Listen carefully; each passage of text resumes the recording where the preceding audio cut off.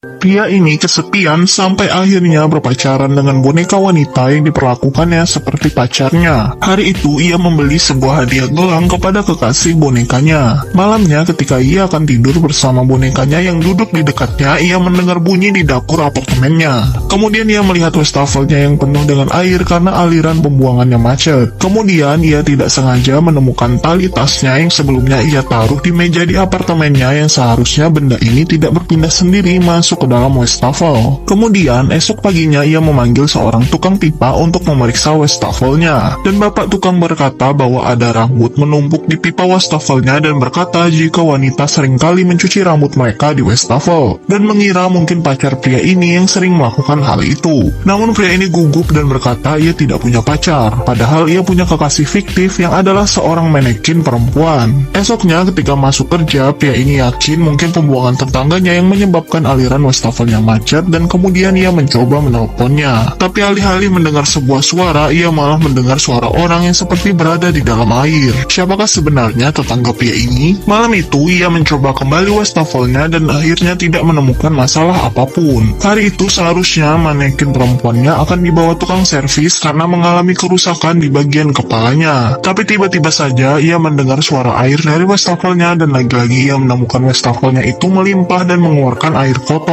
Ketika pria ini akan mencoba menelpon tukang pipa dan berbalik mencari HP-nya, ia heran sekali melihat manekinnya itu menghilang dari tempat tidur. Kemudian pria ini berbalik ke arah dapur dan melihat ada sebuah tangan memegang keran di sana. Pria ini tidak bergerak dan heran melihat ada sebuah tangan di sana tiba-tiba. Kemudian ketika ia akan bergerak mundur, ia tidak sengaja menginjak sesuatu. Ternyata itu adalah gelang kekasih manekinnya yang ia berikan sebelumnya sebagai hadiah. Kemudian tiba-tiba saja tangan di keran wastafelnya menghilang. Esoknya ketika pria ini bekerja, ia mengalami gangguan tidur karena memikirkan keanehan yang terjadi di apartemennya itu. Temannya mengatakan banyak keanehan di apartemen ini, dan isunya gedung ini dulunya sebuah gereja tempat aliran sesat. Saat pulang, pria ini mengobrol bersama boneka manekinnya mengeluarkan unek-uneknya. Ia juga mengajak bonekanya untuk minum bersama. Tapi tiba-tiba ia mendengar suara lagi dari arah wastafel itu, namun kali ini tidak ada tangan yang muncul. Tapi tiba-tiba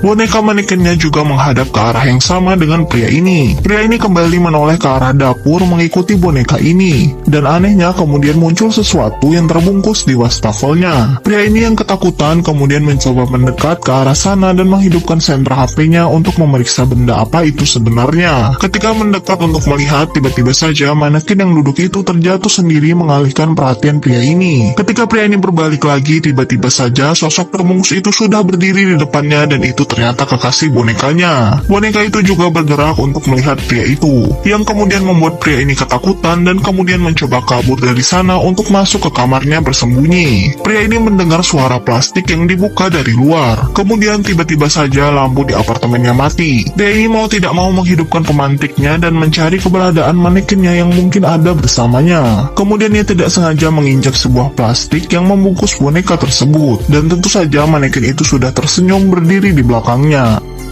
Pria aneh ini memelihara jamur di seluruh rumahnya. Ia bahkan membiarkan makanan-makanannya sendiri berjamur dan dengan santai ia memakannya. Temannya yang menumpang tinggal di apartemennya sampai heran kenapa temannya ini begitu jorok. Pria bernama Jae-suk ini baru pulang dari Amerika dan datang ke rumah teman masa kecilnya ini. Namun baru datang ia heran kenapa apartemennya ini penuh dengan jamur di dinding-dindingnya. Mereka dulunya adalah teman masa kecil, dan karena tidak ada tempat tinggal di Korea, Jae-suk hendak menumpang sementara di rumah temannya ini. Jae-suk sempat bertanya-tanya apakah dirinya sibuk sampai tidak sempat membersihkan rumah, tapi temannya hanya berkata ia sedang sibuk belajar untuk tes PNS. Teman Jae-suk tiba-tiba menggaruk wajahnya yang penuh dengan jerawat. Jae-suk sampai menanyakan ada apa dengannya, namun pria ini bilang ini sering terjadi padanya. Pria ini berkata bahwa Jae-suk bisa menginap lama di sini karena orang tuanya mengizinkannya. Namun Jae-suk heran karena ia tidak melihat ada orang tuanya di rumah ini. Kemudian ketika mereka akan makan, ia terkejut karena makanan-makanan itu sudah berjamur. Tapi ketika Jae-suk hendak menegur temannya itu dengan santai memakan semua makanan-makanan berjamur itu itu. Malam ketika mereka tidur, Jae-suk mencoba mengirimkan pesan kepada teman yang lain namun tidak kunjung dibalas karena sebenarnya Jae-suk enggan untuk tinggal di apartemen ini. Esok paginya, ia melihat temannya sedang bebersih karena merasa bahwa Jae-suk sepertinya tidak nyaman. Ia juga menyuruh Jae-suk untuk sarapan apa saja yang ada di kulkas. Jae-suk pun kemudian hendak memakan sereal. Kemudian ia mengambil susu dari dalam kulkas temannya. Ketika ia menumpahkan susu itu, betapa kagetnya ia, susu itu sudah kental dan sudah lama basi. Ia pun mencoba memeriksa kulkas temannya itu yang begitu jorok. Ketika ia membuka salah satu laci, ia terkejut menemukan sayuran busuk di dalam sana. Jae-suk juga menyadari ada sebuah bekas jamur namun berbentuk manusia yang berdiri di sana. Jae-suk memutuskan mencari obat jamur di apotik dan memutuskan untuk membereskan apartemen temannya itu yang begitu jorok. Ketika sudah akan selesai beres-beres, Jae-suk melihat sebuah ruangan misterius di rumah itu. Ketika ia membukanya, ia menemukan ruangan kosong yang lebih berjamur lagi di sana. Ia menemukan ada foto keluarga temannya itu sudah berjamur dan ia memutuskan membersihkan ruangan itu. Ketika akhirnya teman Jae-suk pulang, ia begitu kaget melihat rumahnya kini. Ia kemudian memeriksa ruangan rahasia tersebut. Pria ini malah memarahi Jae-suk karena jamur-jamur di rumahnya itu menghilang dan Jae-suk begitu kaget karenanya. Jae-suk memutuskan berkemas dan memilih untuk kabur dari sana ke tempat temannya yang lain.